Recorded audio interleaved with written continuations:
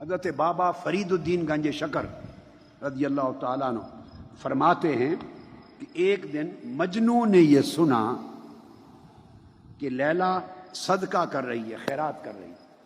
میں بالکل منون جو حضور بابا فرید الدین گنج شکر نے بیان کیا اسی روایت کو، انہی لفظوں کو بتا رہا ہوں۔ مجنو نے سنا کہ وہ خیرات کر رہی ہے آج، وہ بھی کہیں سے لکڑی کا پیالہ لے کے، تو مجنو بھی پہنچ گیا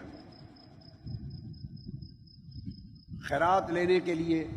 اب خیرات میں جو چیز چاہیں بنا لیں، جو بانٹ رہی ہوگی، کوئی میٹھا جو کچھ بھی، تو قطار میں لوگ سائل منگتے آ گئے، مجنو بھی کھڑا ہو گیا۔ ہر ایک کو لیلا نے کچھ نہ کچھ دیا اس کے پیالے میں، ہر ایک کو دیا۔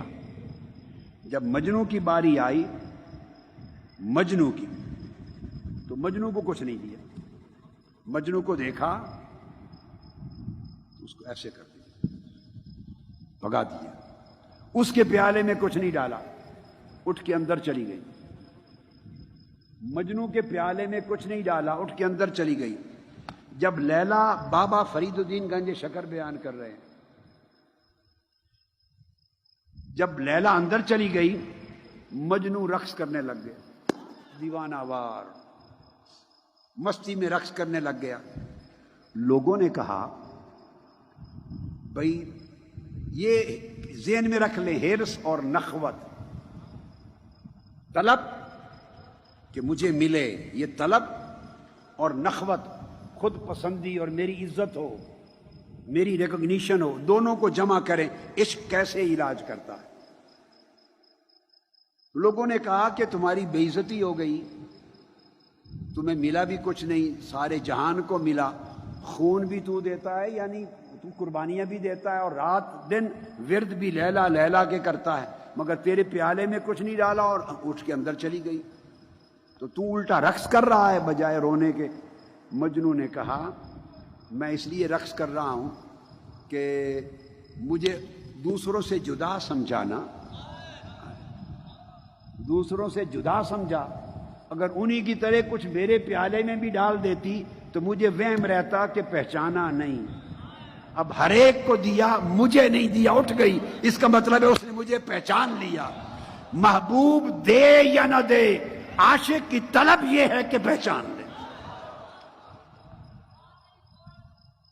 اور کسی نے کیا خوب کہا، تو جان تے بھاویں نہ جان، کدی آور ویڑے میرے، تو پہچان بھی نہیں تب بھی فکر نہیں، اس سے بھی آگے عشق لے جاتا ہے۔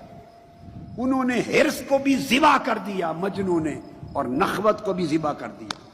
وہ کہتا میں اس لیے رقص کر رہا ہوں کہ اوروں سے جدا تو سمجھانا، یہ جدا سمجھنا بتاتا ہے کہ پہچان لیا۔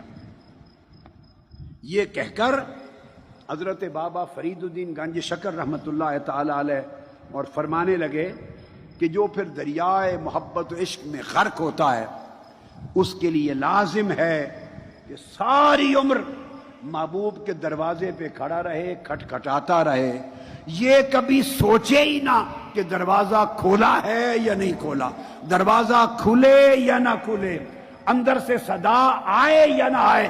عاشق کا کام آواز پر دھیان رکھنا نہیں، محبوب کے دروازے پر جمع رہنا ہے۔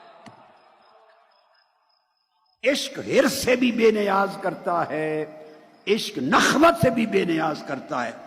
جب تک ہرس اور نخوت، طلب، چاہت اور نخوت، عجب، اپنی اپریسیشن، ریکگنیشن ملے، میں جب تک یہ خیال رہے کہیں حضرت عشق ابھی داخل نہیں ہوا دل کی حویلی میں، عشق آئے تو نخوت بھی چلی جاتی ہے کہ اے طبیب جملہ علت ہائے ماں، اور پھر جو کہا کہ تو ہماری نخوت و ناموس کا دوائے نخوت و ناموس ہے ماں، اس کی وجہ ہے۔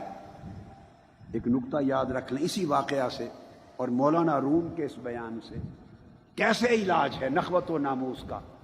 دو چیزیں اکٹھی نہیں ہو سکتی، نخوت عزت طلبی ہے، نخوت عزت طلب ہے، نخوت عزت طلب ہے، عزت مانگتی ہے، عشق ذلت طلب ہے۔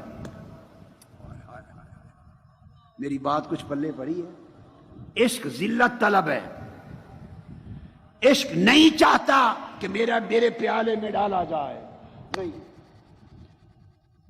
عشق ناچتا ہے، عشق بیٹھتا ہے، عشق منگتا بنتا ہے، عشق سائل بنتا ہے، عشق کرسی نہیں مانگتا، عشق عزت کی جگہ نہیں مانگتا، بھلے ٹھکرا دے، عشق کو اس کی بھی پرواہ نہیں، اس کو ٹھوکر میں بھی مزہ آتا ہے۔ محبوب نے ٹھکرا دیا، جو ٹھوکر ماری، عشق کو ٹھوکر میں بھی مزہ آتا ہے، اور جو صاحب نخوت ہے وہ ٹھوکر سے بگڑ جاتا ہے۔ وہ کہتا ہے ساری زندگی خدمت کر کر کے ہم مر گئے، اب ہمیں ہی ٹھوکر مار دی۔ جب وہ کہتا ہے ہمیں ہی ٹھوکر مار دی، اس کا مطلب ہے وہ ہم میں گم ہے، وہ ہم میں گم ہے۔ تو جب تک میں اور ہم رہیں گے اس وقت تک عشق کا غم نہیں آئے گا۔ اگر عشق آ گیا، نہ میں بچی نہ ہم، نہ عزت طلبی رہی نہ جا طلبی، نہ نخوت رہا نہ ناموس۔ اب یہ تو